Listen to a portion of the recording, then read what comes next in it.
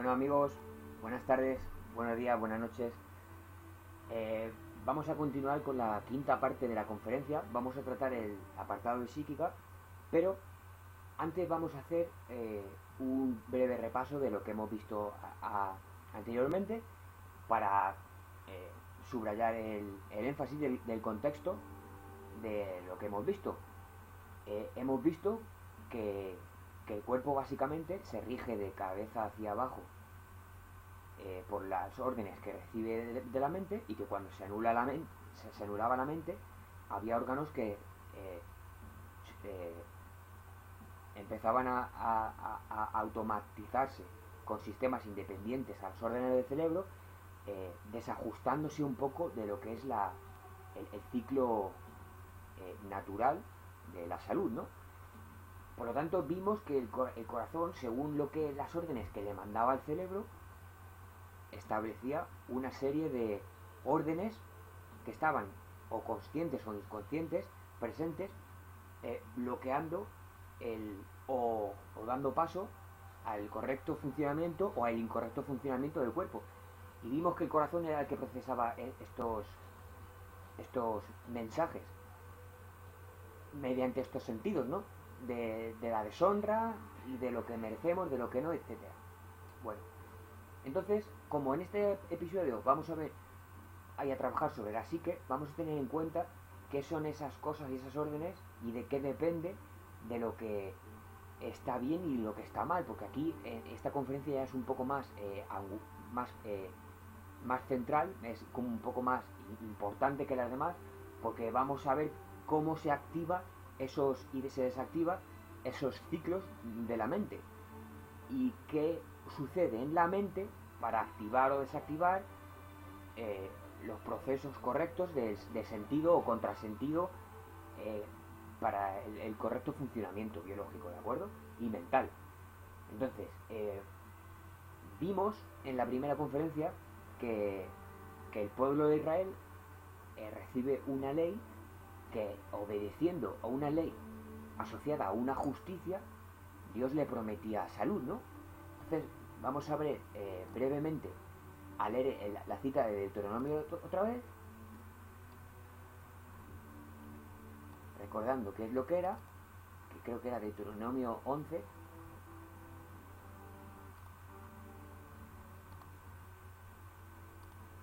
Deuteronomio 11, 26. Dice: He aquí hoy pongo delante de vosotros una bendición y una maldición. La bendición si escucháis los mandamientos de Dios, o sea, del Señor vuestro Dios que os ordeno hoy, y la maldición si no escucháis los mandamientos del Señor vuestro Dios y si os apartáis del camino, ¿de acuerdo? Sería el resumen. Apartáis del camino y no hacéis lo que os ordeno hoy para seguir otras ideales, otros dioses, ¿de acuerdo? Eso es como está escrito. Entonces vamos a empezar con la conferencia y vamos a ver cómo funciona este aparato tan curioso, el que llamamos mente, cómo razona y cuáles son verdaderamente los principios por los que se rige, y si no son principios de justicia y de ley, porque antiguamente el sistema sacerdotal y el judicial era básicamente el mismo, o sea, o estaba relacionado. Hoy en día no existe una relación. Como vamos a ver en este episodio, qué está bien y qué está mal depende de las culturas y de lo que cada uno entiende por lo que está bien y lo que está mal.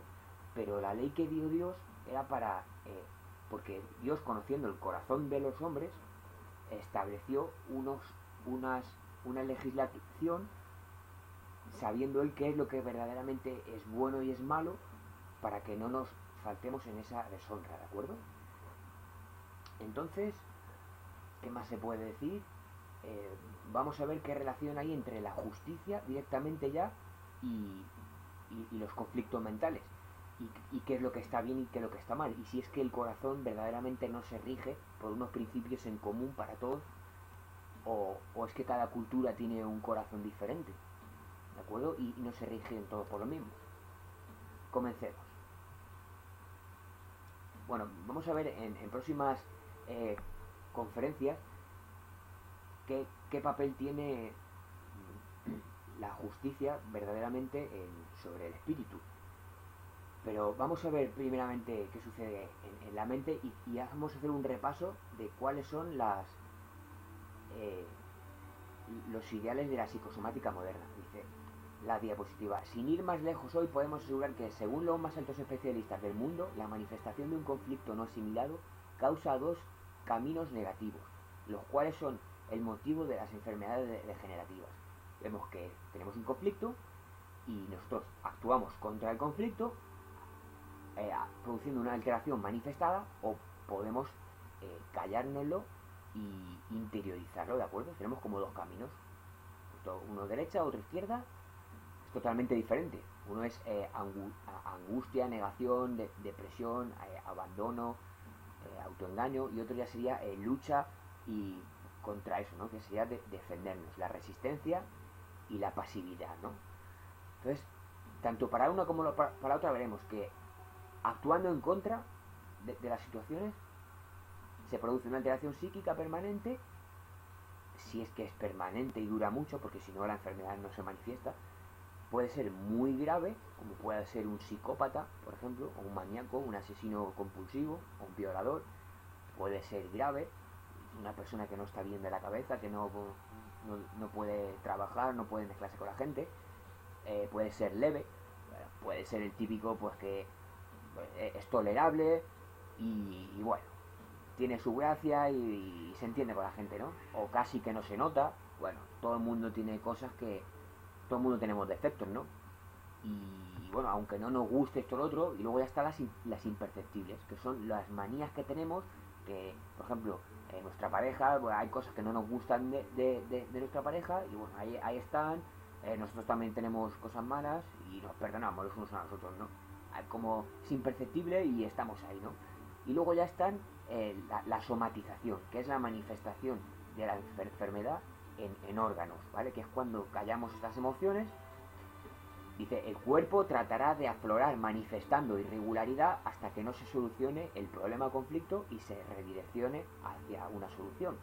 Sea algo que tenemos callado en nuestro interior y no queremos sacar a la luz, algo con lo que escondemos y llevamos una doble vida, etcétera. Y luego estaría el perfecto equilibrio, que solucionamos la solución equilibrada es que no debería afectar al individuo ni a los de su alrededor, que es un justo juicio de sabiduría. O sea, sería la forma de cómo nos tomamos las cosas, ¿no? Cómo reaccionamos a los problemas de la vida. Sea que los provoquemos nosotros o que los problemas nos buscan, porque a veces los problemas nos buscan. Muchas veces decimos, no me busques, no me busques, ¿no? Bueno, pues ahí estamos, que no me busques, te lo estoy diciendo con esta parte y con esta, pues si no te lo digo, etcétera, ¿no? Vamos a leer una cosita, a ver qué os parece. Asimilación y reacción. Estamos de acuerdo en que vivimos felizmente porque guardamos ciertas normas entre nosotros que, atadas al amor, afecto, miedos, intereses, ética en general, nos permite disponer de una garantía de vida, un orden, unos métodos, un reglamento de trabajo, responsabilidades en casa, etcétera. Esto en realidad lo sostenemos gracias a nuestra capacidad de atenernos a un cierto orden. ¿Estamos de acuerdo? Somos ordenados. Si desatendemos cualquiera de estas prioridades, al final vamos a pagar las consecuencias. Luego no será de extrañar para nosotros que nuestra biología y poder potencial general esté asociado también a un usufructo de ciertas condiciones favorables para desarrollarse correctamente. Entre las que ya conocemos, deberíamos conocer que está el disfrutar de buenas relaciones personales, buena alimentación, horarios de descanso, ejercicio, nuestros sol, tomar el sol es bueno, tener una higiene es importante, etcétera. Dice, pero también tenemos por importantes ciertas normas y valores personales que nos hacen maravillosamente irrepetibles a cada uno, y entre tanta variedad como la hay, porque es sorprendente y a veces hay demasiada variedad, dice, ciertas normas y valores que nos hacen ser mejores o peores. Pero vamos a centrarnos en las peores. ¿Cuáles son esas normas y valores que nos hacen peores? Porque hay cosas que dices tú que son, pero yo digo que no. Y verdaderamente no son correctas, pero bueno, tú las dices y tiene que ser como tú digas, por ejemplo. Entonces, ciertas normas y valores nos hacen ser peores y mejores, centrándonos en las peores. Porque si aprendemos a reconocer las peores y a identificarlas, estaremos pese al costo de dar nuestro brazo a torcer, por ejemplo, acercándonos a pasos agigantados a una vida más pletórica y bueno, lo que veremos en el capítulo del árbol de la vida, que es la rectitud general correcta, que es una rectitud que es objetiva, que es intachable, que no busca corregir ni juzgar, sino que simplemente busca rectitud, ¿no? Identificando estas debilidades que hemos convertido en nuestra forma de ser mediante apegos, mentiras innecesarias, solo por no exponernos a la vergüenza que estos costos de humillarnos, rectificarnos, admitir, etcétera, conllevan, y las hemos integrado en nuestro concepto del yo, conocido en psicología como el super yo. O sea, nuestro propio ideal de lo que yo verdaderamente tengo que ser, porque el yo en psicología es como mi ideal de lo que yo tengo, de lo correcto, y el super yo es lo que verdaderamente hago, aunque no cubra verdaderamente todas las objeciones del yo.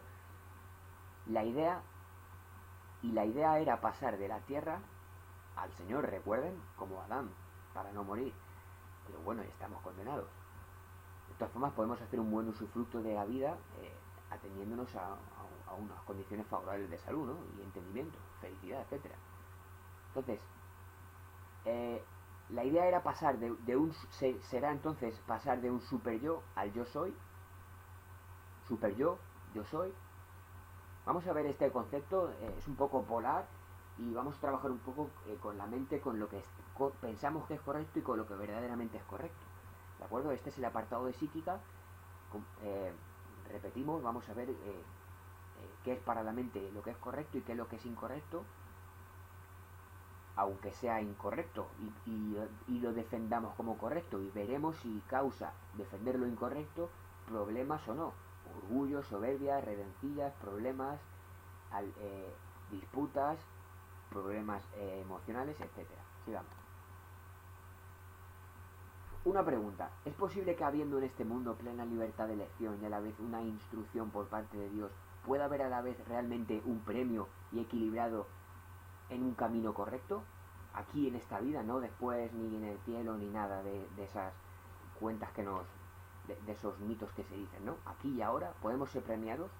Bueno, pues la tribu de Israel estaba sumeditada o condicionada a un estado de salud, gozo, protección de los enemigos, precisamente basado en esta rectitud.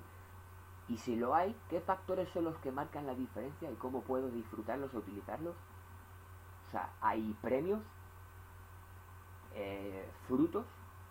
Vamos a ver la analogía de frutos a la que se refiere Pablo, encomendándonos a producir frutos del árbol de la vida, ¿de acuerdo? Pero bueno, centrándonos en la psicología. Si no producimos estos efectos en los demás y con nosotros mismos, descrito así, el fruto del espíritu es caridad, misericordia, gozo, paz, tolerancia, benignidad, bondad, fe, mansedumbre, templanza. Contra tales cosas no hay ley. O sea, si cualquier cosa que hagamos o que nos impulse o provoque a actuar de una forma que no sea así, será una manifestación de que no tenemos esto, porque hay gente que lee este texto y dice, ah, claro, por supuesto, el mundo de Yuppie de Pablo, ¿no? Claro, es muy fácil decir, claro, el fruto es impresionante, es bonito, es hermoso, es gozo, hay paz, todo es perfecto, pero como decir, este Pablo me parece un poco que no sabe cuál es la vida real, ¿no? Bueno, pues sigamos viendo, porque Salomón decía que la palabra, la instrucción es medicina para todo su cuerpo, medicina, sustento de vida. Vamos a ver una cosa, vamos a ver un poco de psicología, pero antes vamos a hacer vamos a levantar este pilar y vamos a tenerlo acompañándonos durante todo este capítulo, antes de valorar las formas biológicas que interactúan contra nuestro propio espíritu, el espíritu de Dios, que es el que nos da vida, contra los caminos inequivocados del hombre. Dice, hay que destacar que este mundo de charla, que la cultura hebrea, paradójicamente, era la única, por instrucción de Dios, que impulsó un método de arrepentimiento y expiación de una incorrección, ¿no? Relacionado con la salud. O sea, en todos en todos los países hay un sistema judicial que implica un castigo, pero sí que es cierto que hay unas facilidades cuando el acusado se comporta bien en la cárcel o se arrepiente, etcétera, el otro es como que muestra un poco más de premio, ¿no? Pero judicialmente no está asociado a la salud, ¿no? Necesariamente para el sistema judicial de Israel, que estaba en el templo, el cual era sacerdocio y sistema de justicia unido en un mismo, no como en los sistemas actuales que está el Ministerio de Sanidad y está el Ministerio de Justicia. Poder judicial y el Ministerio de Sanidad, como por otro, ¿no? O sea, está como separado actualmente, ¿no?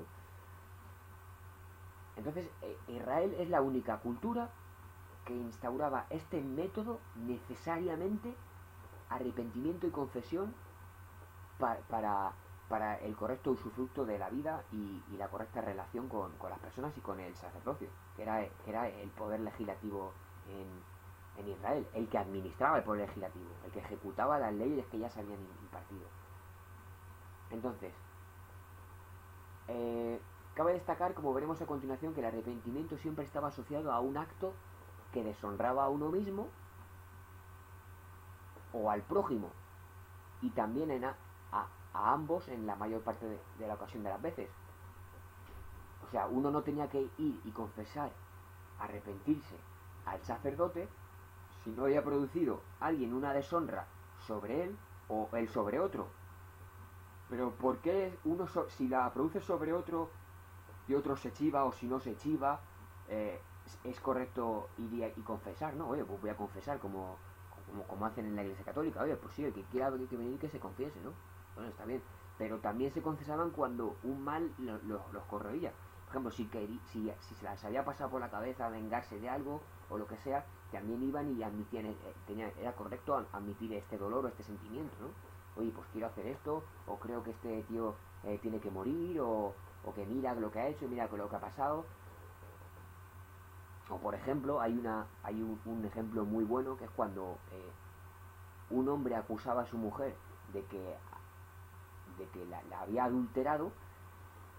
Simplemente sin tener pruebas, él iba y pensando o intuyendo que esto era así, decía, oye, que mi mujer me parece que me ha engañado. Y entonces ese sacerdote la mandaba a venir y la mujer tomaba un juramento, se bebía un agua con un pergamino escrito que juraba delante de Dios de que ella no había hecho ese acto deshonroso, y tenía que beberse la mujer el vaso con el pergamino, que era un vaso amargo o algo así. Y cuando se lo bebía, si el juramento había sido correcto, la mujer quedaba sana y el hombre tenía que hacer expiación por haberla acusado injustamente. O sea, era todo un orden de acusaciones, ¿de acuerdo? No se guardaban el mal para sí mismo. No convivían toda la vida con ese me has hecho esto o esto o lo otro, ¿de acuerdo? Puramente sentimental, ¿de acuerdo? Un proceso de arrepentimiento era iniciado en el transgresor de la ley por el sentimiento de histeria o angustia que lo llevaba al arrepentimiento y a desear ir a limpiarse delante de su Dios, el cual era capaz de devolverle todo el honra que había perdido durante su reflexión o durante por ejemplo, para cuando hemos acusado a alguien injustamente, ¿no?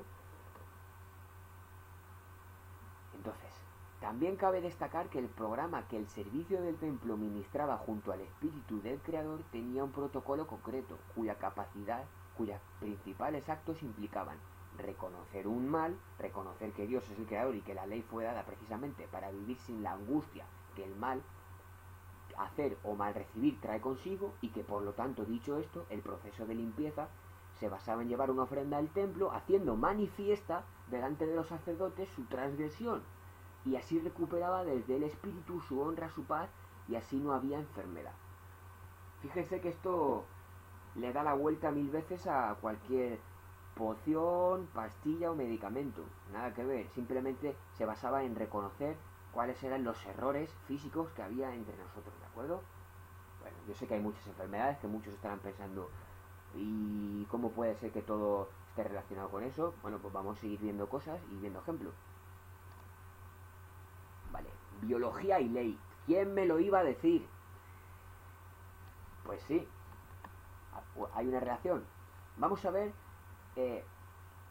un esquema de la pirámide de Maxwell, ¿no? Porque hoy en día nos enseñan en sociología que las primeras necesidades que tiene que cubrir el hombre son las fisiológicas, que es respirar, comer, descansar, aquí pone sexo, bueno, homeostasilasis, eso no sé lo que significa. eh, Luego, en el segundo apartado sería la seguridad. Seguridad física de empleo, recursos, moral, familia, salud. Necesitamos eso.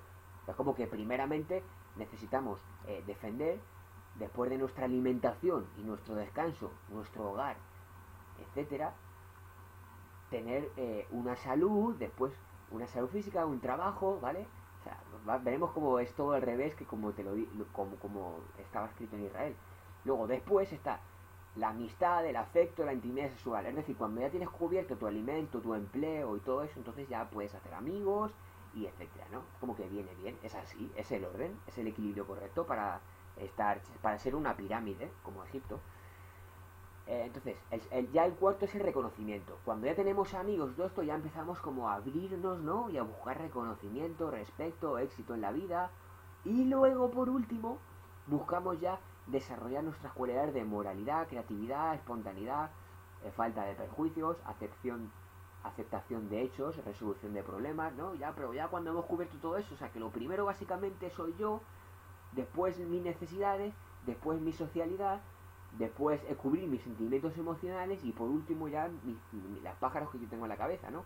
Y entonces vamos a ver cómo invertidamente en Israel era completamente al contrario.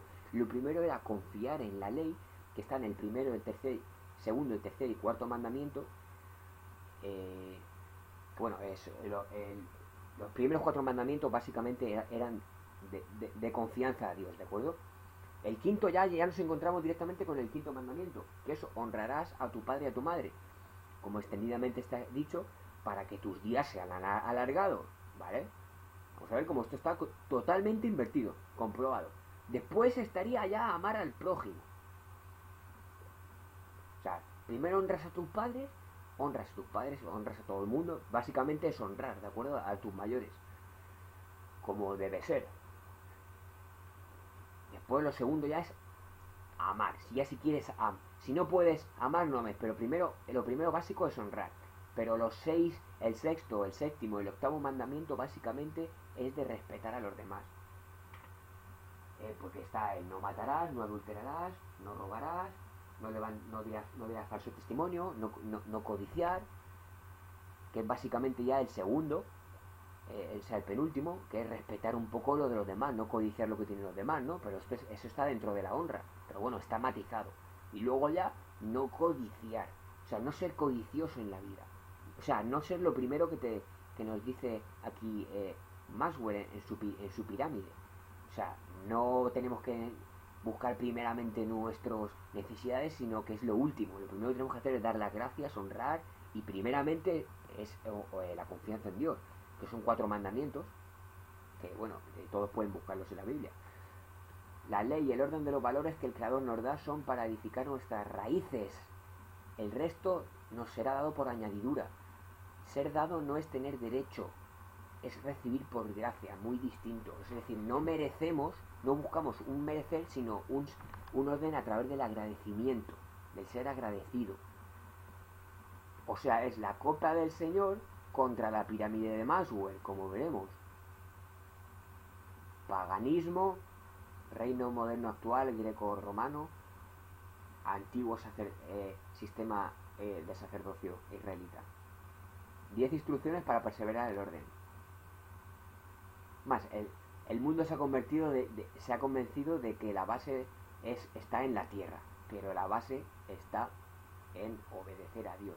Dice el libro de Job, y empieza así el libro: hubo un hombre en la tierra de Uz, que es la tierra de luz, parecido, llamado Job, y era aquel hombre intachable. Era intachable, perfecto, recto y temeroso de Dios, y apartado de hacer el mal. Es decir, el tío no solamente respetaba y honraba a Dios y hacía todo lo que Dios decía, sino que se apartaba del mal, no respetaba toda la ley. Dice el Salmo 111:10, el temor a Dios es el principio de sabiduría, y apartarse del mal es la inteligencia. Dice también, esto está en varios salmos, que esto es la piedra que desechamos para construir nuestra propia casa, ¿no? La piedra que desecharon los edificadores ha venido a ser la piedra del ángulo, precisamente.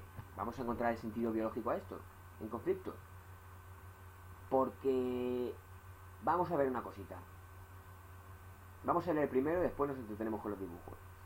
Nacemos con una protección biológica, natural, en individuos sanos, ¿de acuerdo? Cuando no nacemos sanos, ya veremos por qué en la conferencia final, por qué nacemos con defectos.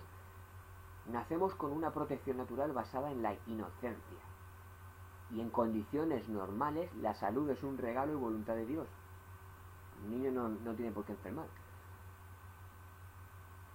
Ni que vacunarse, por cierto. Disfrutamos de todo potencial de libertad y buenos dones.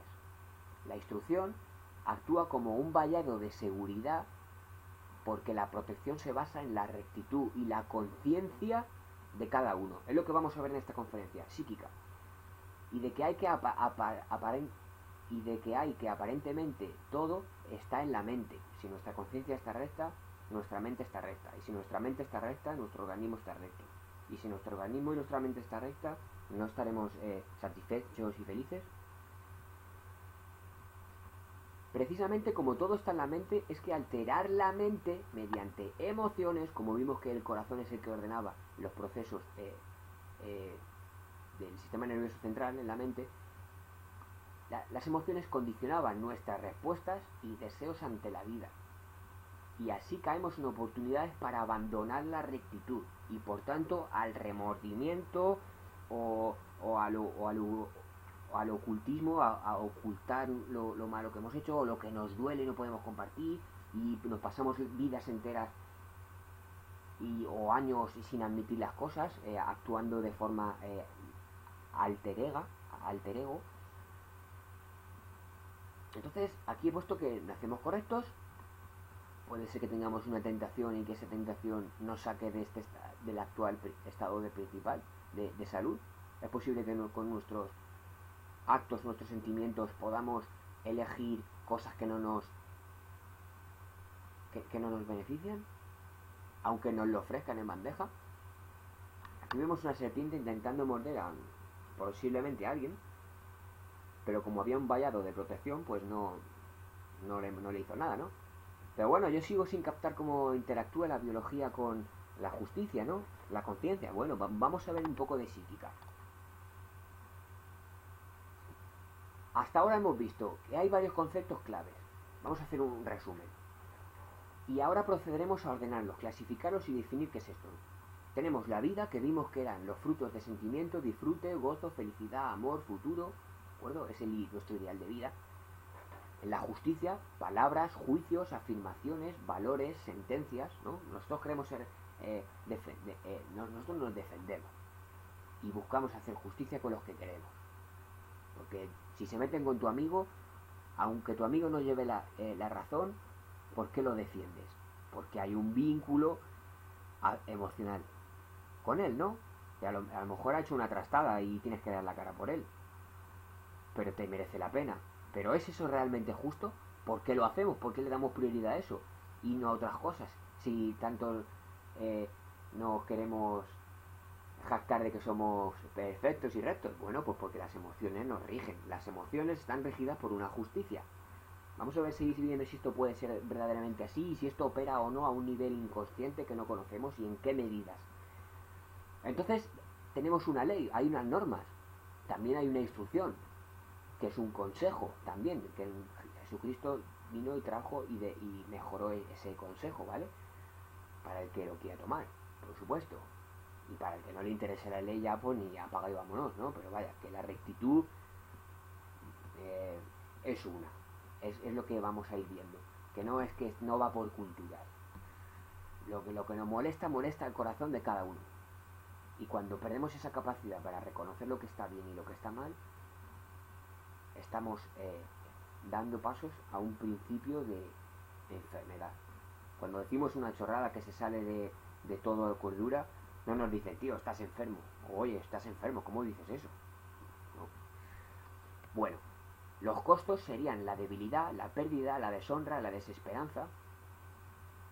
Y tenemos los costos que se pagan cuando nos hemos cuando queremos volver a admitir lo que mediante orgullo, nuestra propia justicia, nuestra propia ley, hemos quebrantado verdaderamente de una ley basada que no nos convencía del todo, que era una duda, que podía ser una pseudo forma de vida, pero que aceptamos como nuestro sin darnos cuenta que verdaderamente ese sentimiento pues no nos beneficia, o no nos ha beneficiado o no nos está beneficiando, aunque procedan de segundas o terceras personas, ¿de acuerdo? Los cuales van a producir un efecto igual de negativo contra nosotros si no perdonamos. Vale, vamos a darle una vuelta a la psicología de los últimos 50 años. Vamos a hacer una analogía astrológica con el espíritu, el alma y la emoción, ¿de acuerdo? Hemos visto que la cultura hindú, el dios del cuerpo de todos era el que regía las pasiones, las emociones, lo afanal, lo emotivo. Aquí vemos que sea nuestra emoción. Y nuestra alma sería como nuestra mente, nuestra psique, la que decide. Y el espíritu es lo que nos llena a todos. Esto es de una misma cualidad y de un mismo sentir para todos, y es lo mismo que nos da vida y el mismo sentido que nos rige para todos, lo admitamos o no. Luego veremos como un 50% del lenguaje que nosotros decimos no se encuentra ni en nuestra voz, ni en el tono de nuestra voz, sino que está en nuestro cuerpo. O sea que nuestro cuerpo siempre habla un 50 y tantos por ciento más que nosotros mismos con nuestra propia voz o intensidad de voz. O sea, podemos estar queriendo decir una cosa, pero tú me estás observando y verdaderamente estás viendo que con mi cuerpo, con mi mirada, con mi forma de decir las cosas, no parece ser que sea muy convincente, ¿no? A veces percibimos que alguien nos está mintiendo porque el cuerpo sí que a veces es ingobernable. Por eso se pide antes a un mentiroso que a un cojo, ¿no? Dicen. Entonces, veamos este aspecto. Dice, se ha demostrado mediante bioresonancia cuantificada que cada emoción tiene un tono, como hemos visto, o una resonancia relativa determinada y relacionada a unos aspectos tanto exteriores como interiores.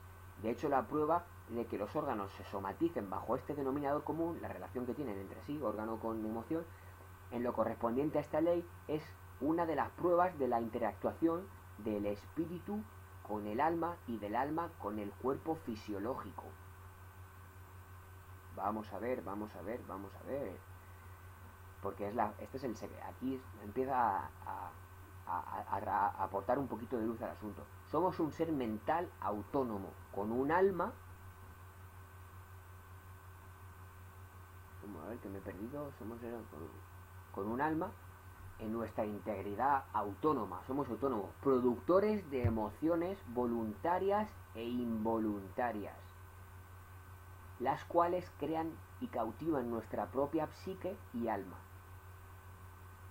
las cuales no sabría explicar su diferencia de forma sencilla, y por eso hacemos esta exposición que debería servir para comprender a cada uno la fricción o relación entre el ego, el apego, el espíritu y la verdad, porque vamos a ver cómo son dos polos. El ego y el apego busca cubrir necesidades que el alma y psique produce para defender su propio sentido, que es un espíritu, que es una sensación que se activa inconscientemente por una deshonra que ya está caracterizada en común por todos. Entonces, así que según cómo actuemos, vamos a tener que implementar una emoción u otra para defendernos o atacarnos o bueno, vale, aquí he puesto que la emoción es como la luna porque nos está dando vueltas toda la vida, ¿no? La luna da vueltas a la Tierra, ¿no? A ver, las emociones son variantes, pero ahí están, ¿de acuerdo? La verdad, porque en verdad el duelo es una lucha contra un espíritu inteligente superior que no establecemos nosotros, al que Freud llamaba el inconsciente. El inconsciente, lo que no podemos acceder de ninguna forma, decía él. Al inconsciente no se puede acceder de ninguna forma, decía. Bueno, pues el inconsciente sería nuestro espíritu fundamental, que es el sentido que tenemos nosotros de la vida. Porque en verdad el duelo es una lucha contra un espíritu inteligente superior que nos demanda amor porque nos da amor, corrección y perfección. Vamos a ver otra cosita.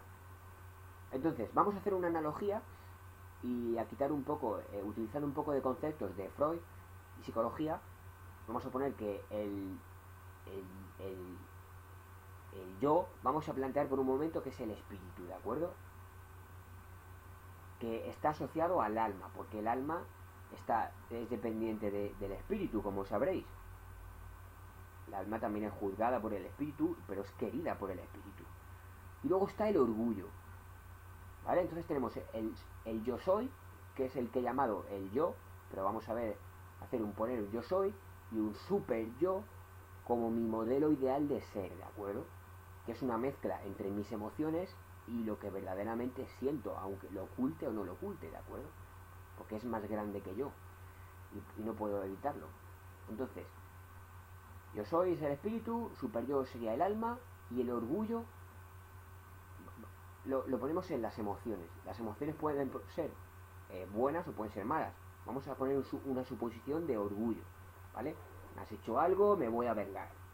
Y ya verás. Entonces, vamos a poner ese ejemplo.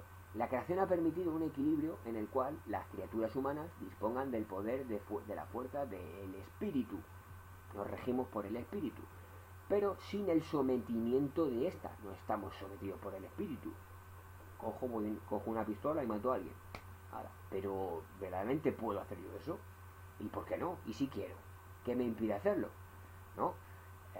Pues está bien, está mal. Bueno, ahí empezamos a meternos un poco en lo que está bien y lo que está mal, ¿no? Que es lo que nos controla. Pero también puedes optar por no hacerlo, porque de hecho, si no, no existirían las guerras. Y por supuesto, en medio de la posibilidad de salir.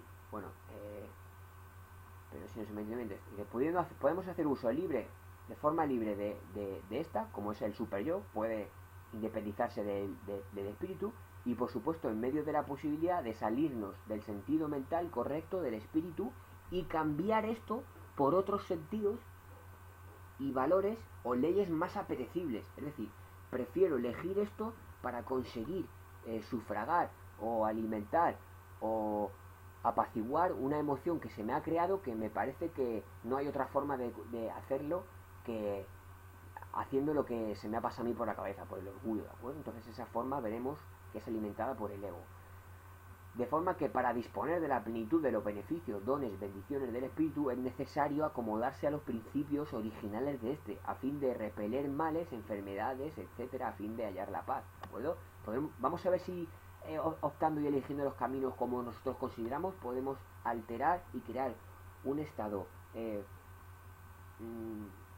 de confusión o duda entre lo que deberíamos hacer y lo que queremos hacer, o lo que no admitimos que es y lo que es, ¿vale? Podemos poner muchos símiles, ¿no?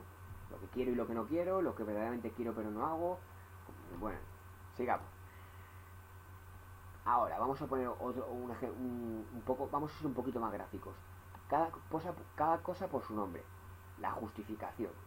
Efectos del orgullo y la manifestación del ego. Vamos a ver la atracción y la necesidad.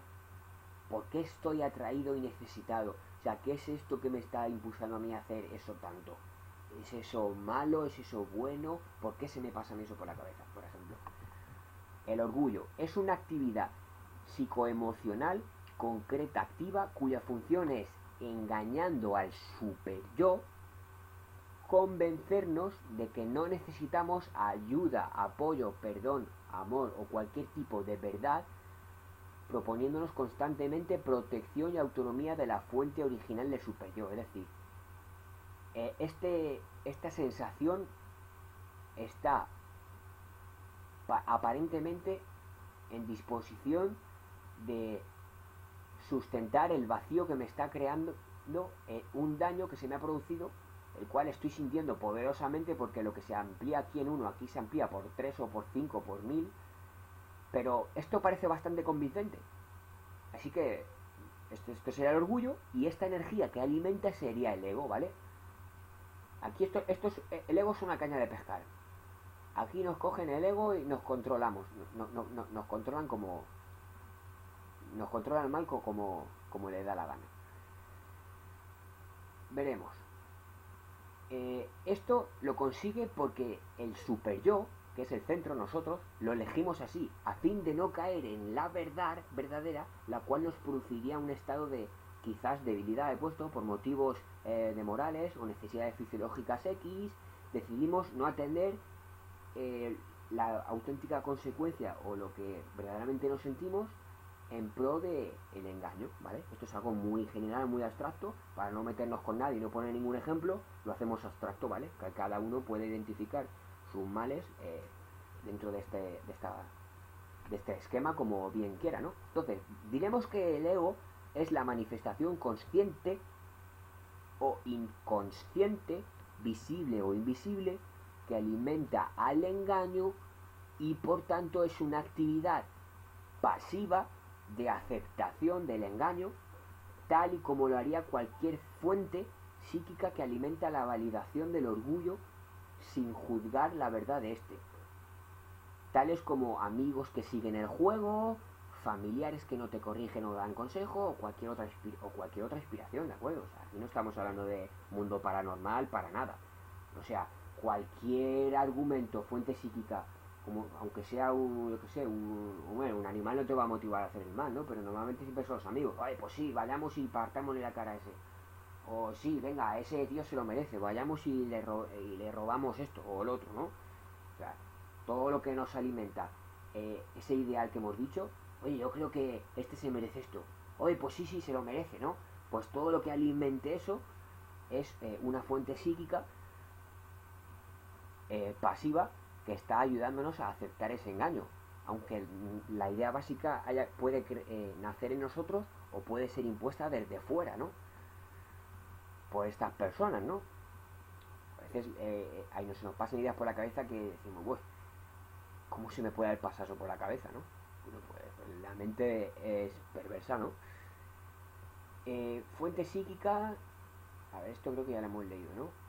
Vale, vamos a leerlo otra vez. El ego es toda manifestación, consciente o inconsciente, visible o invisible, que alimenta al engaño, que es el orgullo, y por tanto es una actividad pasiva. He puesto pasiva porque normalmente no podemos reconocerla, no es algo que... Es como que está ahí y no podemos pasarla a la luz, no podemos decir... no podemos como enfrentarla, ¿no? Es como nos entra el eso y tenemos que hacerlo así y ya está, ¿no? Por eso digo que es pasiva, porque no es activa del espíritu, ¿no? Dice, es una actividad pasiva de aceptación del engaño tal y como lo haría cualquier fuente psíquica que alimente la validación del orgullo, alimentando el orgullo, sin juzgar la verdad de este, porque no lo juzga, el ego decide no juzgar si está bien o si está mal, es simplemente una energía que acepta, no elige, como hemos visto antes, quieres defender a tu amigo, oye, no voy a pensar si mi amigo ha hecho bien o ha hecho mal, no, voy a defenderlo, o sea, esto es el ego, aquí tu amigo estaría aquí y tú estarías envolviendo a tu amigo aún sabiendo que no es exactamente correcto, y lo sabes, pero es mayor el aprecio que tienes por tu amigo, en fin, por eso la justicia es básicamente emocional, es amor. Entonces, bueno, creo que eso queda suficientemente claro. Vamos a ver ahora lo que es la repulsión y autonomía, me parece. Efectos del orgullo y la manifestación del ego. Entonces, mientras durante este proceso está activo cíclicamente, la verdad que el super yo está posponiendo, en realidad para el yo soy es una necesidad mucho más importante que la fuente o combustible espiritual, es en mayor medida valorador de esto. Y de hecho nuestro microcosmos es tan alterado precisamente por la calidad y valor y peso de la pureza de este factor, que es la desproporcionalidad del espíritu contra el alma. Estaríamos nosotros con un alma y el espíritu, esto es proporcionalmente superior a nosotros, ¿no? Por eso a veces hay gente que es bipolar y tiene...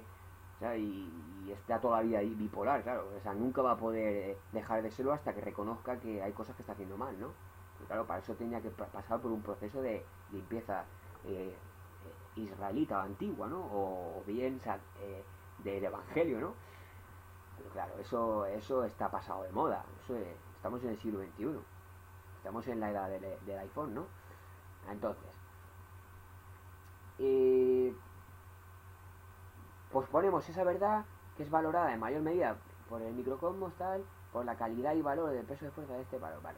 ¿Qué es la desproporcionalidad del espíritu contra el alma? Y es una prueba más de que las altas leyes se rigen por calidad de justicia, pero una justicia emocional. A veces podemos no conocer o no estar de acuerdo, aunque es mejor para nosotros, porque es la que nos sustenta con vida. Así que estudiaremos con más profundidad el analogismo directo entre ambos, comprendiendo la naturaleza directa entre ambos, siendo voluntad de Dios que así sea, porque es amor a su creación. Él nos da vida y así se manifiesta la culpa, porque hay un tío muy grande, un doctor en Argentina, que ha encontrado, ha aislado los cuatro monstruos del alma, llamado. Uno era la rivalidad, la culpa, el miedo, la envidia, y otro era la culpa. Pero él decía, pero la culpa de todos es el peor. Dice, con la culpa no se puede hacer nada. Dice, yo trato clientes en la consulta tratando de decirles que la culpa, que si no sé qué, que esos son los ideales que te han puesto tus padres, que quién te ha puesto eso, y él mismo admite, pero es que con la culpa no hay forma. Dice, es que ni los terapeutas sabemos por qué la culpa tiene un poder tan fuerte. Entonces, vamos a ver cómo, aunque nosotros pensemos que este mal podemos comprimirlo aquí y meter este orgullo, verdaderamente el espíritu se nos abre un agujero mayor, o sea, es más importante. Aquí nos ha abierto más, nos han herido nuestros sentimientos y queremos meter eso, pero el ideal para el espíritu es mayor aún, o sea, lo valora más que nosotros mismos. Entonces nosotros mismos, por desconocimiento, optamos por elegir esto. Así se manifiesta la culpa. Es así, o sea, tendría sentido ver que la culpa se manifiesta tratando de corregir nuestros apegos o egos por ideales incorrectos. Sigamos. Vamos a ver un poco de escritura ya y a valorar una serie de términos, ¿no? Porque nosotros juzgamos las cosas de una forma pero ¿por qué está tan importante para la enfermedad? Bueno, dice el Salmos 82, Elohim está en la congregación, o sea, Dios está en la congregación de los poderosos, que es a él, en medio de los dioses. Juzga, la palabra juzga. Elohim, todopoderoso, dice la versión original, de los poderes, de todos los poderes. O sea, Elohim, o sea, el todopoderoso de los poderes, de los todopoderes, juzga. Como eso de en medio de los dioses es una traducción, me parece que un poco mala, ¿eh? Y que alguien me corrija, por favor, si me equivoco, pero eso sí, alguien que sepa hebreo, claro. ¿Hasta cuándo juzgaréis, vale? Vuelvo a utilizar la misma raíz. Injustamente, y aceptaréis las personas de los impios. Alabado sea. Dice, haced derecho al pobre y al huérfano, haced justicia al pobre y al menesteroso. Él nos dice el Espíritu que hagamos justicia. Librad al pobre y al menesteroso, libradlo de la mano de los impios, o sea, de los que no obran correctamente. No saben, no entienden, andan en tinieblas, vacilan todos los cimientos de la tierra, con su orgullo, ¿no? Lo que hemos visto. Yo dije, vosotros sois dioses, y todos vosotros hijos del Altísimo. La palabra ahí es todopoderoso sois. Pues no, o sea, nosotros somos todopoderosos también, no que seamos dioses, ¿de acuerdo? Porque también hemos visto antes en el Deuteronomio 11 que iréis en pos de otros dioses, pero si no hay otro dios, ¿a qué se refería? Otras doctrinas, otros ideales. Aquí en medio de los dioses juzga, bueno, eso es que me parece que no es eso, pero vaya, que Dios hay uno y que nosotros somos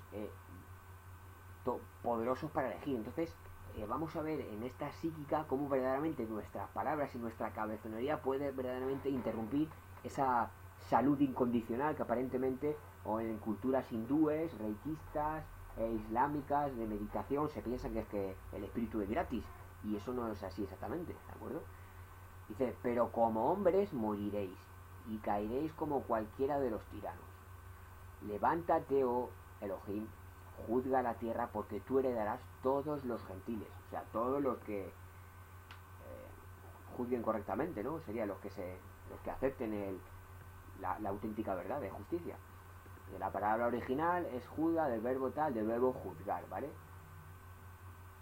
¿Hasta cuándo juzgaréis? Juzgamos, redefiniendo, aclarando. Muy importante de continuar. Dioses, Elohim, jueces.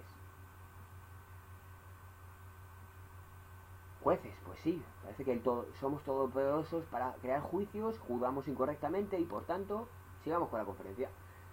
El próximo punto nos llevará a la comprensión final. Ahora podemos entender correctamente qué relación guardan las mentiras con las enfermedades. Solo pongan un poco de atención. Por fin podemos entender que se nos dio autoridad con poderes como hijos de Dios, pues a ejemplancia de Dios fuimos creados. Bueno, nosotros podemos ejecutar juicios, pero podemos optar por hacer el correcto juicio o no.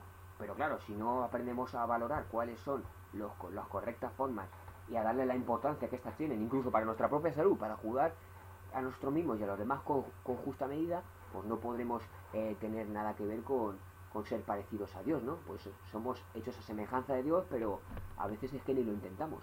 Entonces, puede sorprendernos la versión moderna de la Biblia. Salmos 82.1 dice: Dios ocupa su lugar entre la congregación, Él juzga en medio de los jueces.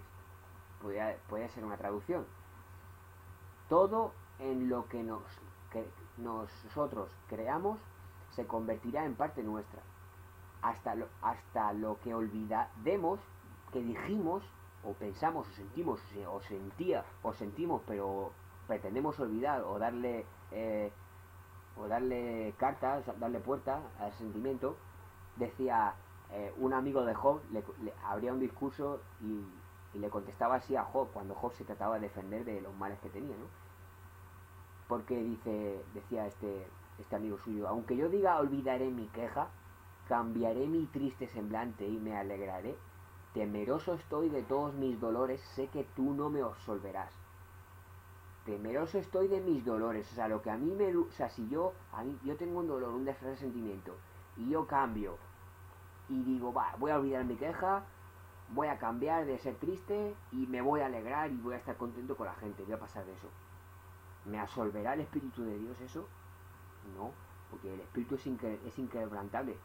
Si tenemos un dolor, un sentimiento, nuestro corazón no se puede engañar, no es nuestro, ¿de acuerdo? Eso es lo que tenemos que tener de alguna forma. Que no sé si se han tumbado alguna vez por la noche, se tumban, se ponen la mano al corazón y piensan: joder, esto funciona toda la vida y no le tengo que rendir cuentas a nadie. Vaya motor, ¿no? El corazón nunca para, ¿verdad? No bebemos, tal, lo tenemos ahí siempre, y qué maravilla tener un corazón que bombea sangre y que no consume gasolina, ¿eh? Pues bueno, tiene un consumo y eso es una ley. Si conseguimos adoptar y encontrar, darle el correcto sentido de lo que el corazón verdaderamente se rige, pues podremos encontrar absolución, camino, felicidad, obrar correctamente, etcétera. Dice, respondió Jesús en una de las respuestas que le daba a los fariseos: ¿no está escrito en vuestra ley, yo dije dioses sois? O sea, Elohim sois. Entonces, vamos a ver qué es el término ley. Vamos a empezar a definir qué es ley y por qué el espíritu y la ley están parecidos, y qué es esto de que vivimos en la gracia y que ya no estamos bajo la ley. Porque si no estamos bajo la ley y la ley sigue siendo buena para andar en los principios correctos, pues no tendría sentido, ¿no? Porque si la ley estuviese absuelta, no, a mí me quitas tu mujer, me quitas mi mujer, o te enrollas con mi novia y yo no siento nada, porque Jesucristo vino a absolver la ley. Mi amigo está codiciando a mi mujer, está adulterando, mi mujer está adúltera, encima si yo la perdono y me lío otra vez con ella, el adúltero soy yo, y así vamos. Y yo no me voy a sentir mal durante toda mi vida por eso, ¿no? Bueno, pues me parece a mí que o los apóstoles se confundieron cuando dijeron que la ley está absolvida, o la gente que dice que la ley está absuelta está mal interpretando los textos apostólicos. Sigamos. Vamos a ver la concordancia Strong del griego de lo que se utiliza para ley, ¿de acuerdo? Dice que básicamente son los libros que contienen la ley del Pentateuco, las escrituras del Antiguo Testamento en general. No esas 6 leyes que vimos de honrarás a tu padre y a tu madre, no codiciarás, no adulterarás, no robarás, no matarás, no mentirás, etcétera, ¿no? Sino toda la escritura, todo el consejo. La ley es un consejo. Y sobre eso veremos alguna cosa. Vamos a empezar definiendo, poniendo en tela de juicio un poco conceptos que nosotros estamos bien familiarizados con ellos y vamos a ponerlos un poco a hablar sobre ellos, ¿no? A ver qué piensas tú, qué piensa el otro, ¿es esto o no así? Vamos a leer unas cosas, a ver qué os parece. Recordemos que si actuamos correctamente, ¿no? Alejándonos de los malos sentimientos, esto será una forma prudente de evitar caer en malos perjuicios. Alejándonos de malos sentimientos, nos evitamos caer en perjuicios, pues estos simplemente obedecen a sentimientos prepotentes o reptilianos básicos, intuiciones e inmaduros que solo buscan protegernos del miedo a lo desconocido. Así que no seamos tan miedicas a lo mejor con los negros o perjuicios. O sea, hay que tener un perjuicio sano de la vida, ¿de acuerdo? Es a lo que vamos a ir un poco en el apartado de psíquica. A saber juzgar correctamente. A encontrar el sentido del valor correcto que tiene para nuestra salud el conseguir emitir juicios correctos, incluso nuestros propios sentimientos, valorar lo que sentimos. Jesús dijo, cuidado con lo que sube de vuestro corazón, con lo que oís de vuestro corazón, porque con la misma medida que midáis seréis medidos. O sea, si me das un collejón de broma, si pienso maldito desgraciado, ojalá te mueras, oye, no es un poco, oye, ¿por qué no miras, no? A lo mejor es que es tu cumpleaños y te viene de buen rollo, ¿no? O sea, no hay que ser precipitado, ¿no? Entonces, los perjuicios contribuyen a incapacitarnos, exagerando nuestros miedos y racionalizándolo e insensibilizándonos a un proceso psíquico-emocional de análisis objetivo, el cual nos ayuda a mantener la cordura, el equilibrio y con ello a valorar justamente. La vida misma se sostiene en la capacidad del derecho. Tenemos motivos para vivir, que son a su vez justificados en el derecho y por tanto siempre habrá una conciencia que nos motive en este concepto a buscar y mantener felicidad, ¿no? Porque nos merecemos, ¿no? Vamos a ver cómo funciona esta energía de vacío mental, psíquica. Pero los pasos que damos son motivados por pensamientos que a su vez son generados por motivos los cuales tienen en su motricidad un pleno convencimiento de derecho. ¿Soy libre o merezco libertad? ¿Qué pensaríamos? ¿Soy libre o merezco libertad? O puede estar asociado, puede ser que sea un poco lo mismo. Sigamos. Cuando actuamos injustamente, voluntaria o involuntariamente, estamos cayendo en una trampa invisible cognitiva, pues estamos haciendo algo que no nos satisface espiritualmente y probablemente no sea algo de lo que enorgullecerse, pues normalmente genera una sensación de hago mal. Si actuamos injustamente, ya sea con voluntaria o involuntariamente, si se produce un sentimiento negativo en nosotros, nos producirá orgullo o lo pasaremos al orgullo. Pues ya verás, ahora sí te voy a partir la cara, como si ahora te voy a enseñar mi poder y verás, ¿no? O bueno, ahora vas a ver que yo te perdono, no pasa nada y podemos seguir tranquilamente. Te doy la oportunidad de que veas que has obrado mal, etcétera. O sea, son posturas totalmente diferentes, ¿no? Persistimos en el mal y diremos esto no está mal, aceptándolo como algo que probablemente no querríamos para nuestra familia o uno mismo en nuestro sano juicio y de poder elegir pensando bien. O sea, algo que no está tan mal, ¿lo aceptaríamos para alguien que queremos? O O podemos decir esto no está tan mal para una ocasión en concreto. Y si nos adaptamos a esa ocasión en concreto y volvemos a esa ocasión repetitiva o incluso un vicio o una manía o una obsesión que nos conduce a un estado peor. O sea, ¿dónde está el límite de un poquito es bueno y mucho cansa? ¿No? ¿Podemos controlar esto? Ya veremos al final cosas interesantes. Entonces, cuando persistimos en hacer algo mal o convivir con un sentir de algo que no sea el perdón o la comprensión, estamos creando por resistencia, sea para justificarnos lo que queremos, sentimos o deseamos, una modificación en la ley que nos posibilita para seguir perpetrando ese mal o injusticia, creando una variante de la justicia personalizada. Claro, si tú persistes en convivir con un sentimiento de justicia, de venganza, por ejemplo, y escrito está que Dios dice mía es la venganza, pues ese sentimiento, como decía Salomón, el odio suscita redencillas, más el que se aparta del mal y reconoce el mal busca afecto. No es lo mismo alguien que crea problemas continuamente que alguien que crea afecto y establece relaciones, ¿no? Porque como es lógica, no nos llevamos bien por meternos los unos con los otros, ¿no? Sino por defendernos, por apoyarnos los unos entre los otros. ¿Estamos de acuerdo? Bueno, entonces, ¿se irá manifestando la influencia del espíritu de culpa a fin de corregir el mal y mantener la justicia verdadera? ¿Qué pensamos? ¿Se manifestará el espíritu de culpa o no se manifestará? ¿O estaremos tan oscurecidos que seremos incapaces de recibir una motica de luz? O... sigamos. Vamos a analizar una escritura como ejemplo de culpa. El espíritu del Señor se apartó de Saúl y le atormentaba el espíritu malo del Señor. Vamos a leer el texto y vamos a aprender dos cosas.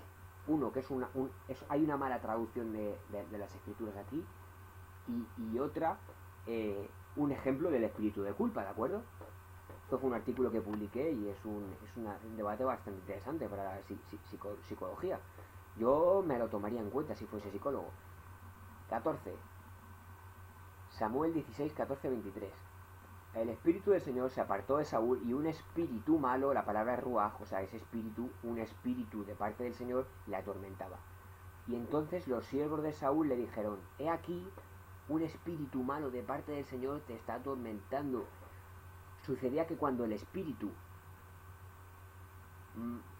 que es ruaj, es la palabra, como hemos visto aquí, cuando el espíritu, el malo es añadidura, cuando el espíritu de parte de Dios venía a Saúl, David tomaba el arpa, tocaba su mano y Saúl se calmaba y se ponía bien y el espíritu malo se apartaba de él.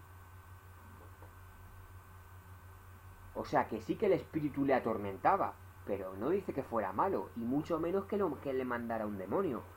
Es que hay gente que es muy inculta y piensa que Dios manda demonios. No. Es que Dios manda culpas, estados de culpa, y porque nosotros necesitamos estar llenos. Entonces, si no optamos por envanecernos y enorgullecernos y tomar decisiones, al final, si reconocemos lo que está mal delante de la autoridad, de lo que verdaderamente sentimos, y no optamos por la venganza, el orgullo, etcétera, al final es que nos sentimos mal, porque algo hemos hecho mal. Entonces este es el sentido de culpa, es que está ahí y no podemos sacarlo de nosotros, porque es lo que nos da vida verdaderamente, ¿de acuerdo? Este es el corazón gratis, ¿no? Que hablamos. Entonces, así que tenemos una traducción, espíritu de Dios, que es ruaj a Elohim, en hebreo, original, y una añadidura de malo, y un adjetivo de adversariedad. O sea, un espíritu de adversidad. Ra es la palabra, adverso. Eso era, perdonen. Un espíritu, o sea, era Ra, sí que el espíritu era la palabra ruaj, pero en vez de malo era adverso, de adversidad, claro, no era un espíritu Y si el Señor manda su espíritu, dice, wow, pues seguramente que Saúl estaba perfectamente sano, pero era de adversidad, o sea, de lo que yo interpreto aquí como culpa, ¿de acuerdo? Lo que veremos como es totalmente así. O en mi opinión, ¿vale? ¿De acuerdo? Es mi opinión.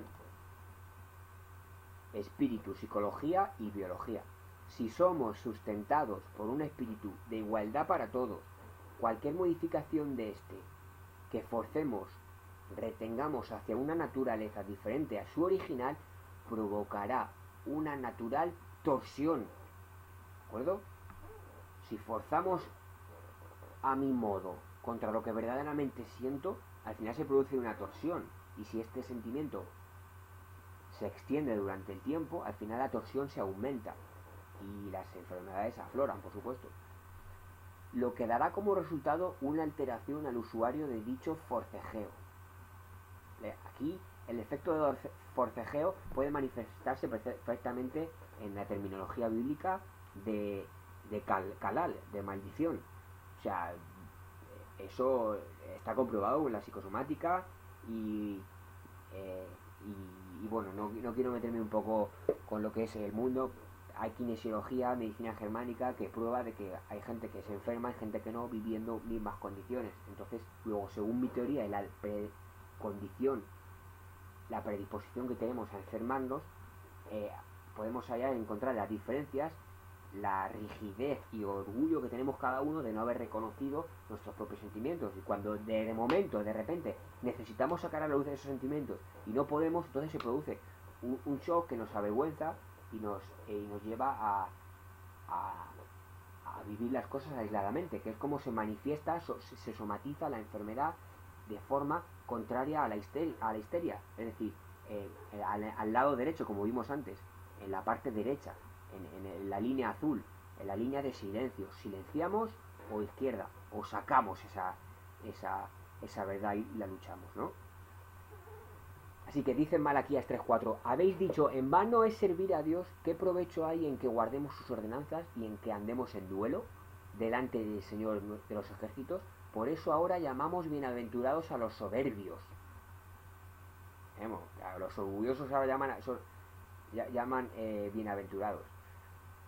El verbo duelo es verse oscuro, sin brillo, de color, ser sucio. Ya veremos luego en el apartado de máscaras el sentido del espejo y de lo que es la oscuridad interior, ¿vale? Cuando veamos el capítulo de los alter ego, al final. Ser oscuro, andar en duelo, debatirse contra uno mismo. ¿No es interesante? Bueno, esta gráfica he estado pensándome sobre si incluirla o si no. Pero bueno, básicamente en Isaías 2:10 profetizaba Isaías que el Mesías vendría con sabiduría, inteligencia, consejo, fortaleza, conocimiento y temor del Señor, como atributos de una perfecta rectitud. Él se deleitará en el temor del Señor y no juzgará por lo que vean sus ojos, ni sentenciará por lo que oigan sus oídos, sino que juzgará con justicia a los pobres y arguirá con equidad a los mansos de la tierra, y herirá la tierra con la vara de su boca y con el espíritu de sus labios, matará al limpio. Bueno, eso es, no sé qué parte pueden retener de esto de biológica, pero él hacía justos correctamente, ¿de acuerdo? Dice que la justicia será ceñidor de sus lomos y la fidelidad ceñidor de su cintura. Pero podríamos ver si la justicia y la fidelidad estén relacionados con las caderas. Podríamos verlo. La palabra fiel y verdadero, que sepan que básicamente es la misma, ¿de acuerdo? Empieza igual y solamente se le añade una nun y una hey. Así que fiel y verdadero es básicamente lo mismo. O mejor dicho, fiel es la perfección de ser verdadero, ¿vale? O sea, no se puede ser verdadero si no eres fiel, por así decirlo de alguna forma. Entonces, vamos a ver cuáles son estas seis cualidades que que adelantó en visión Isaías que tendría el Mesías. Dice que tendría sabiduría, la palabra hebrea Comau, que es la sabiduría, la inteligencia, que es entendimiento y capacidad de discernimiento, consejo, ser aconsejador, fortaleza de poderío, de autoridad, conocimiento, también habilidad y moral, ¿vale? La palabra y conocimiento, dahat, está relacionado con también una habilidad de moralidad, ¿de acuerdo? Y el temor de Yahweh, que es el nombre con el que se presentó el creador de Israel y del mundo, a los israelitas. Miedo también, como respeto, ¿vale? Temor es también como miedo, pero como respeto, ¿vale? ¿Qué es esto? Hemos centrado y espero que haya conseguido centrar la atención sobre el justo juicio, sobre las valoraciones que podemos emitir que son justas e injustas. Un velero, un timón, un pez, un anzuelo, una mente, un caballo y no me acuerdo de cómo se llama eso ahora porque yo no soy mucho de caballos, pero me encantan. Bueno, con lo que se dirige, los frenos de los caballos, creo que se dice, los frenillos, ¿no? Con lo que se lo pone en la boca y se dirige al caballo, ¿no? Vamos a leer un texto de la Biblia. El poder de la lengua. Hermanos míos, no os hagáis maestros muchos de vosotros, sabiendo que recibiremos un juicio más severo, porque todos tropezamos de muchas maneras. Si alguno no tropieza en lo que dice, es un hombre perfecto, capaz también de refrenar todo el cuerpo. Ahora bien, si ponemos el freno en la boca a los caballos para que no obedezcan, dirigimos también todo su cuerpo. Mirad también los barcos del mar, que aunque son tan grandes e impulsados por fuertes vientos, son sin embargo dirigidas mediante un pequeño timón muy pequeño por donde la voluntad del piloto quiere. Así también la lengua es un miembro pequeño y sin embargo se jacta de grandes cosas. Mirad qué gran bosques se incendian con tan pequeño fuego.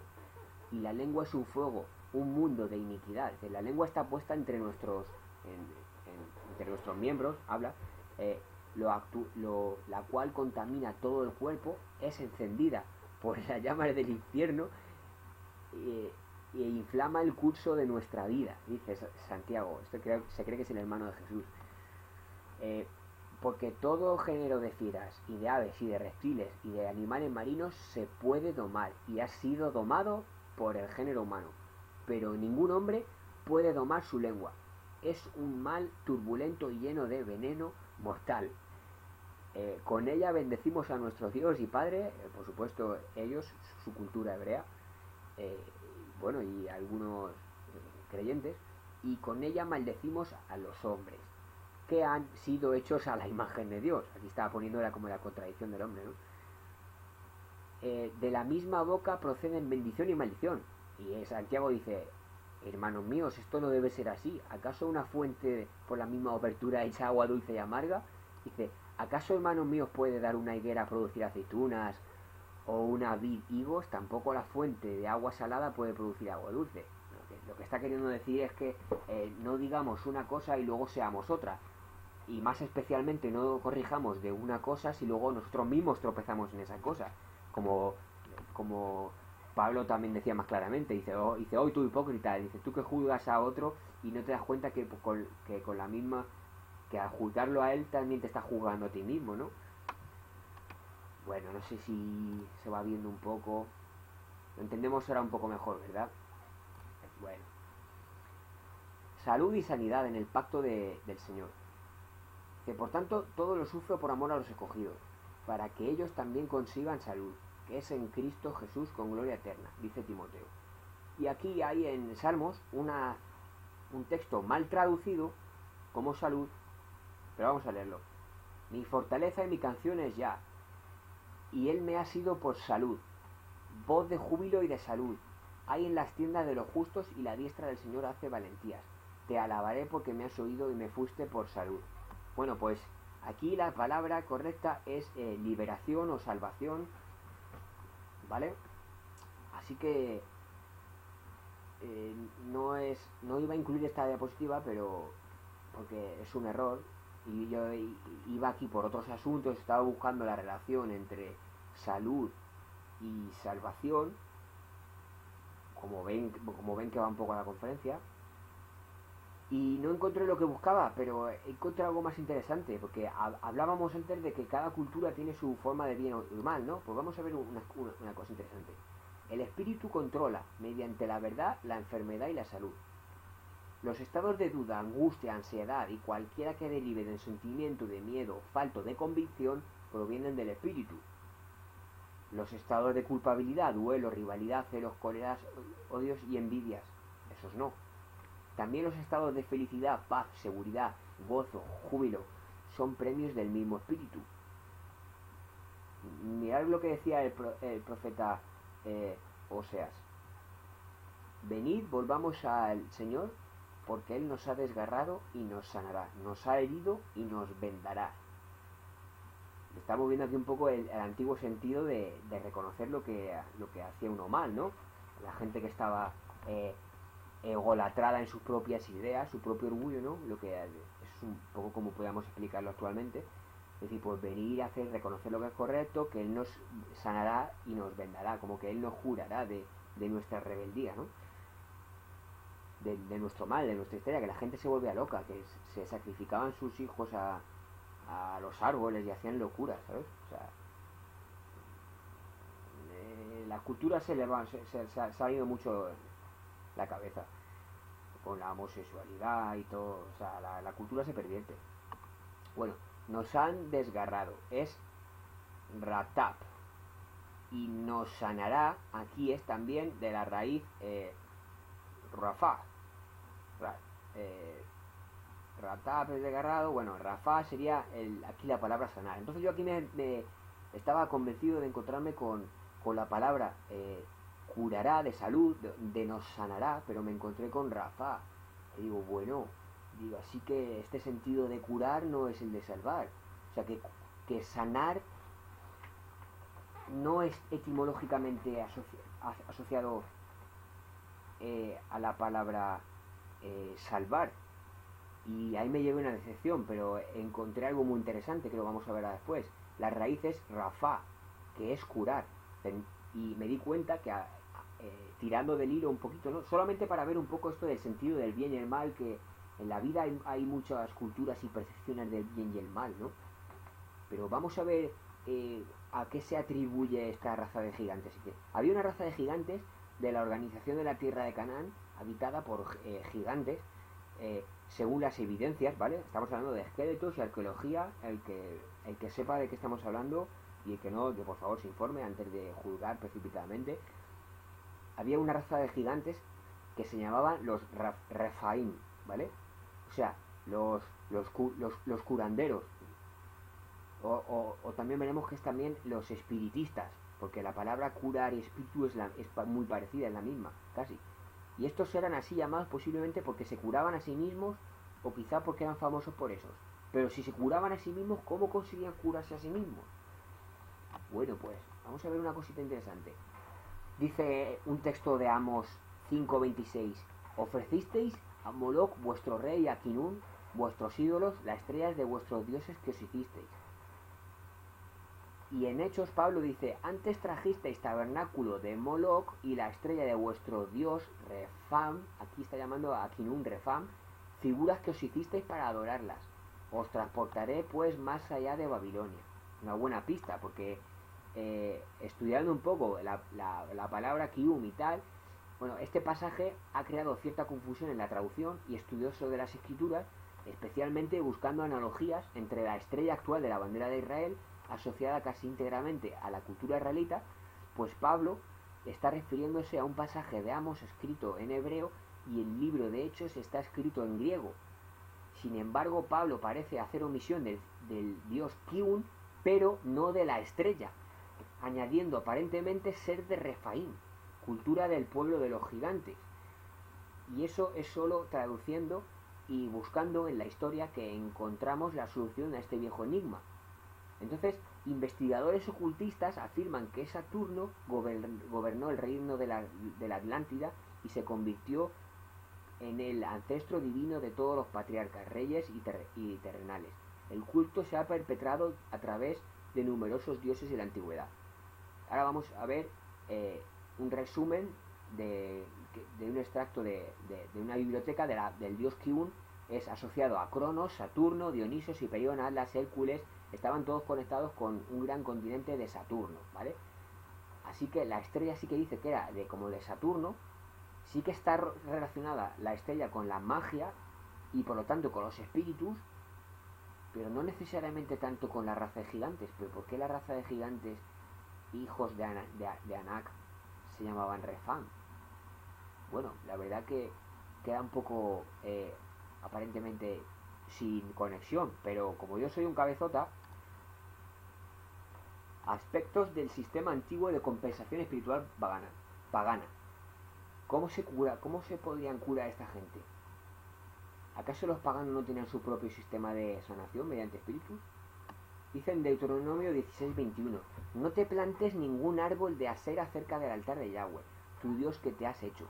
Dice en Éxodo 34:13: sino que derribaréis sus altares, quebraréis sus pilares sagrados y cortaréis sus aceras.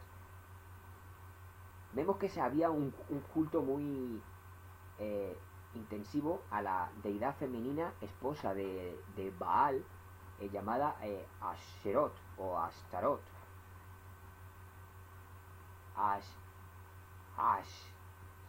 Asherot sería, no Asterot. O sea, que la palabra en verdad sería de la raíz Asher, que es una de las 12 tribus, que también es para hacer, y lo cual también significaba hacer feliz, hacer bienaventurado, porque en la cita de Génesis vemos que la madre de Asher, cuando le pone al niño el nombre de Asher, dice: a este niño será llamado Asher porque las mujeres me llamarán bienaventurada. O sea, pero la palabra original es como bendecida, felicitada, ¿no? Entonces está relacionado Asherah con un árbol que produce felicidad. Y también a su vez está asociado con Asherot, que es la diosa de esta felicidad, la cual estaba relacionada con el sistema de salud y de adoración espiritual, que hemos visto que eran árboles frondosos que consumían mucho oxígeno, que producían un olor especial, etcétera, porque los árboles de Asera eran árboles frondosos, como leemos en la Biblia. Ojalá fuese fácil, escribo aquí: hacer es hacer posible, enlazar, hacer, poner, todo relacionado con este contexto, ¿vale? Así que el culto el árbol de la vida simbólico era adorado bajo la deidad femenina ya en Babilonia, como fuente de vida. O sea que esto ya es muy viejo. Ellos tenían su propio sistema de adoración, y así se curarían así. Bueno, he omitido unas diapositivas, hemos acabado la conferencia, pero básicamente el estudio que he hecho es que siempre que habían refaitas estaba relacionado con por ejemplo, la lucha del rey Og era el último de los refaitas, y su ciudad había un altar, una acera, etcétera. Pero este patrón se repetía en todas las guerras de invasión. Cada vez que entraba en una de estas guerras, en una de estas ciudades, había un árbol, había un altar y había una especie como de obelisco, ¿vale? Entonces habían estos tres patrones, que era el obelisco Baal, el árbol Asherah y el altar a su deidad, ¿de acuerdo? Así que vamos a ver un apartado, después de ver de psíquica, de lucha interior, emocional, un poco hablando del espíritu, de la culpa, etcétera, de si es que hay alguna rectitud y definición correcta del sentido primigenio. ¿Qué sentido tienen las palabras? Y veremos el capítulo de el árbol de la vida y cómo se conecta este árbol de la vida con este árbol que ponían los paganos, y qué relación tiene, ¿de acuerdo? Bueno, la vemos en la próxima conferencia, y disculpen por la extensión. Gracias por atender. Si quieren cualquier pregunta o debate, pueden abrirlo en la página de Sagán de Babilonia Infra. Hasta luego y hasta la próxima.